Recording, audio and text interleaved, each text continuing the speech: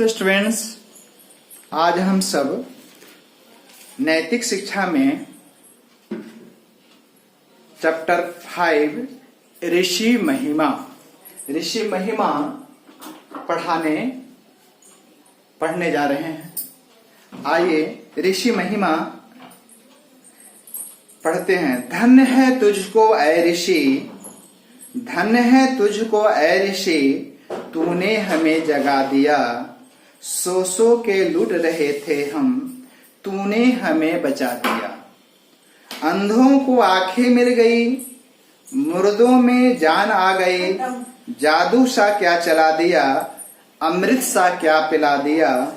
बानी में क्या तासीर थी तेरे वचन में ऐ ऋषि, कितने शहीद हो गए, कितनों ने सर कटा दिया।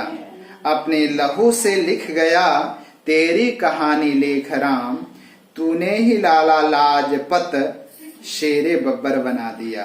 श्रद्धा से श्रद्धानंद ने सीने पे खाई गोलियां, हंस हंस के हंसराज ने तन मन व धन लुटा दिया।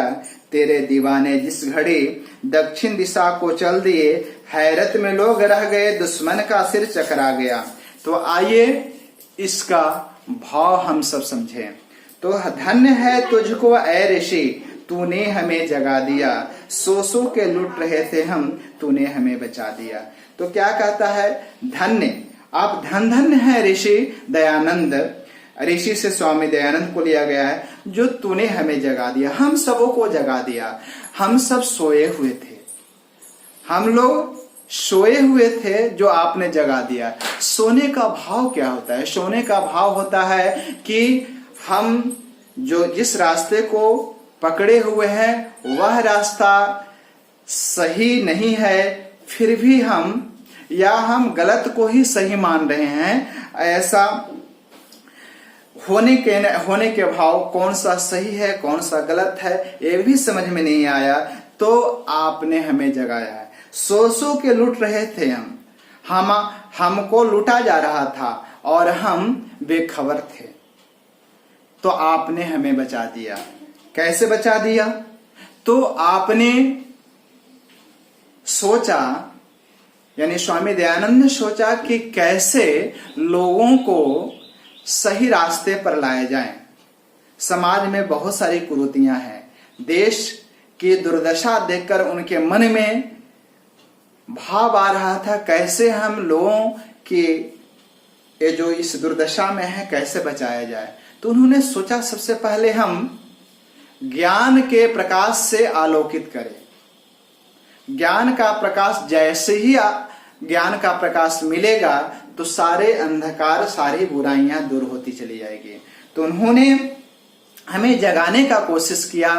उन्होंने वेदों का आजीवन प्रसार किया, साथ साथ में सत्यार्थ प्रकाश नामक पुस्तक लिखी। उसमें बहुत सारे बातों को रखी गई है। 14 समुल्लास उसमें है। प्रत्येक समुल्लास में क्या हमारा कर्तव्य है, बच्चों लोग की पढ़ाई लिखाई की क्या होनी चाहिए। सभी धर्मों में जो बुराइयां थी तो उन्होंने आलोचना की, ऐसे नहीं ऐसे करना चाहिए। तो इस प्रकार उन्होंने हमें बचाने का कोशिश किया। गो करुणा निधि लिखा, सत्यार्थ प्रकाश लिखा और ऋग वेदादि भाष्य भूमिका लिखा, और साथ साथ आर्य समाज की स्थापना किया, आर्य समाज के नियम बनाए और लोगों को जागृत करने का प्रकाश किया। जिस समय स्वामी दयानंद का जन्म हुआ था उस समय समाज में अनेकों बुराइयां थी। उस बुराइयों को दूर करने के लिए उन्होंने लोगों को जगाया। क्या क्या बुराइयां थी? कुछ बुराइयों के बारे में आप सब जाने, जैसे बाल विवाह। बचपन में, कम उम्र में, 9, 10, 11, 12 वर्ष की उम्र में शादी कर दी जाते थे।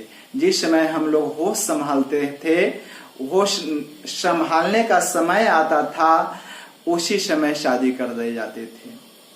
बाल विवाह पहला दोष। जो विधवाएं हो जाती थी महिलाएं, उनको दोबारा शादी करने का अधिकार नहीं था। बच्चियों का पढ़ने का, बीच में उनके काल में बच्चियों को पढ़ने का वह अधिकार नहीं था जैसे आज खुले लड़के और लड़कियां पढ़ रहे थे। तो उन्होंने लड़कियों का पढ़ने का बताया अधिकार उतना ही है जितना लड़कों का पढ़ने का अधिकार है। तो इस प्रकार उन्होंने सभी को पढ़ने का समान अधिकार दिया। दलितोद्धार, हम ईश्वर का संतान हैं लेकिन आपस में भेदभाव करते हैं, छुआछूत की भाव थी, उसको उन्होंने दूर करने का प्रयास किया। एक और बड़ी कुरीतियां थी सती प्रथा।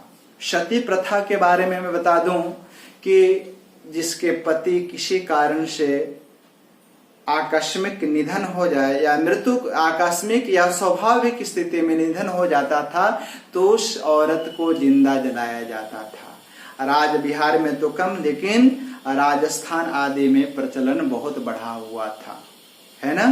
तो इसको समाज में क्या होता था, जबरदस्ती उस नारी को उसके पति को जहां जलाया जाता था वहां ले जाकर के उस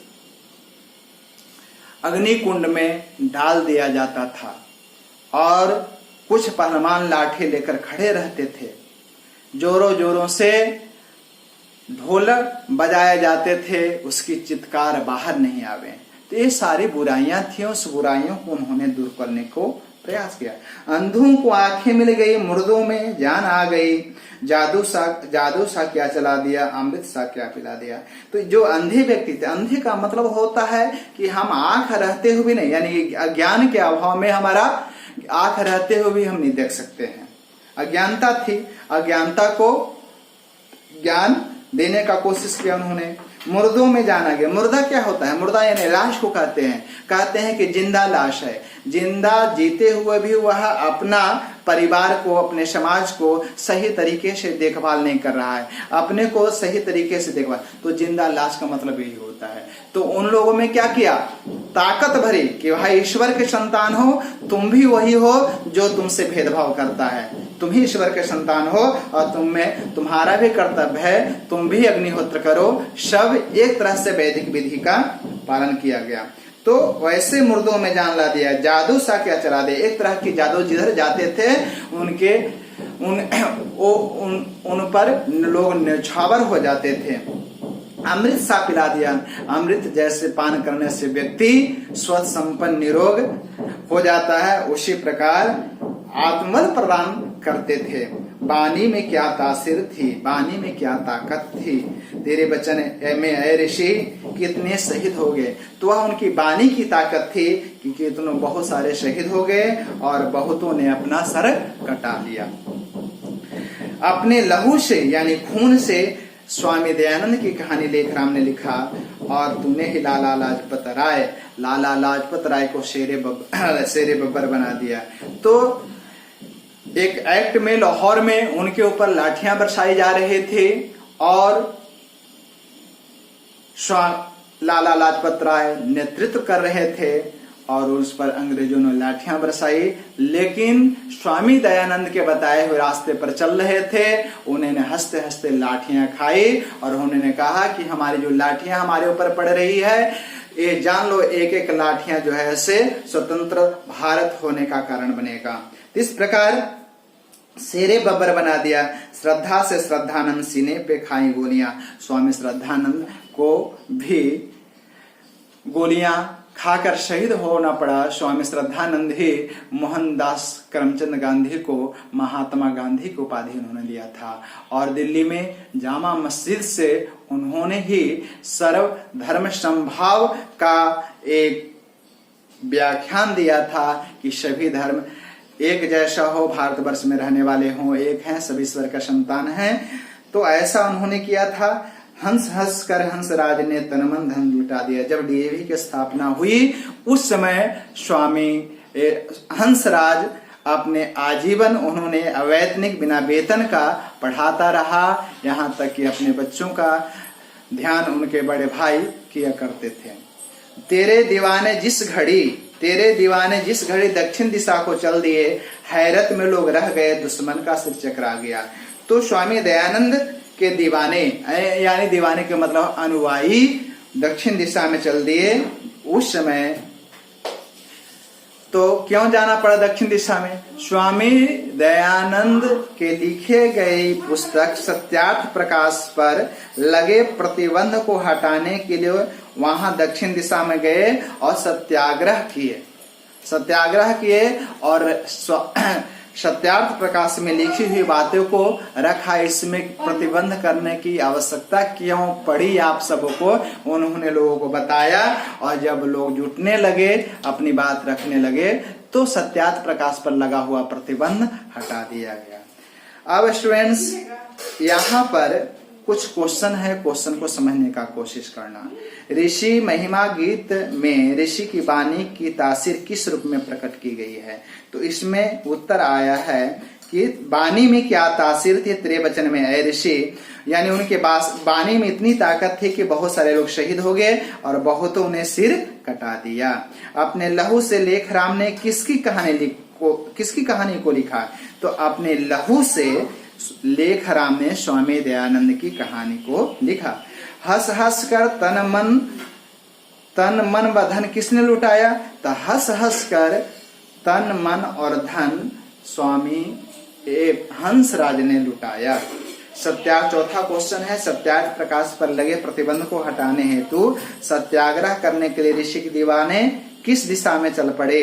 तो उत्तर आएगा, सत्यार्थ प्रकाश पर लगे प्रतिबंध को हटाने हेतु सत्याग्रह करने के लिए ऋषि के दीवाने दक्षिण दिशा को चल पड़े। पांचवा क्वेश्चन है, ऋषि ने लाला लाजपत राय को क्या बना दिया? तो उत्तर आएगा, ऋषि ने लाला लाजपत राय को शेरे बब्बर बना दिया। यहाँ पर नीचे लिखा हुआ है, प्रत्येक पाठ के अंत में कुछ संदेश रहते हैं। संदेश में क्या है? सर्वोत्तम मनुष्य वे नहीं हैं जो अवसरों की बाट देखते रहते हैं, अपितु सर्वोत्तम मनुष्य वे होते हैं जो अवसरों को अपना दास बना लेते हैं। कितना अच्छा भाव है। कहता है कि अवसर का बाट नहीं करना, अवसर का इंतजार नहीं करना चाहिए कि यह समय आएगा तो हम काम करेंगे। नहीं, अवसर तो आप यदि आगे बढ़ेंगे तो आपको साथी मिल जाएंगे। इसलिए अवसर का ध्यान न रख करके आप तुरंत संकल्प लीजिए, अच्छे कामों के लिए आप बढ़ जाइए। Thank you students. ऋषि महिमा यानी स्वामी दयानंद के बारे में जो मुझे समझ में आया, जो मैं उनके बारे में पढ़ा हूँ, तो कम समय में आपको उनके बारे में प्रकाशित किया। जो भाव में आया मैं आपको बताया हूँ। धन्यवाद।